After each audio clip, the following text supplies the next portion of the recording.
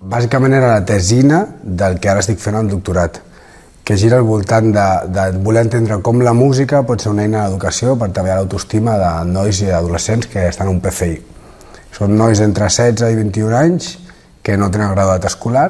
Jo soc el tutor, estem fent un curs d'electricitat, aigua i gas. Venen amb l'autoestima per terra, molt matxacats pel sistema educatiu, i jo vull demostrar, perquè crec fermament, que la música és una oportunitat per treballar aquests aspectes psicosocials dins de l'aula. Perquè bàsicament vaig escollir la temàtica de la música perquè jo m'he dedicat tota la vida a fer música i en paral·lel a l'educació. Ara estic més dedicat a l'educació que a la música, però al final són les meves dues passions. És el que em remou i crec que algú treballa a gust quan fa una cosa que el remou per dins. Crec que dignificar i posar el focus en aquest tipus d'alumnat que està deixat del sistema educatiu i sempre és amb les males etiquetes de fracàs escolar i com els que estan fora del sistema, dignificar-los i posar-los al centre de la recerca també és una cosa interessant.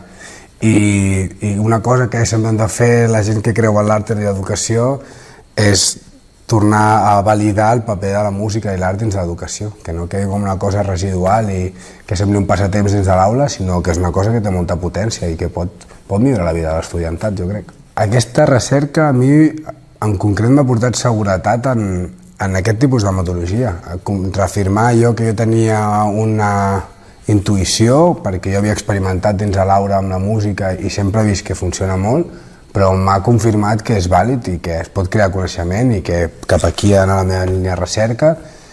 M'ha fet aprendre, consolidar el que vaig aprendre al MURE també, en el màster d'investigació, i m'ha fet confiar en que puc fer un doctorat. O sigui, ha estat un regal d'investigació, realment.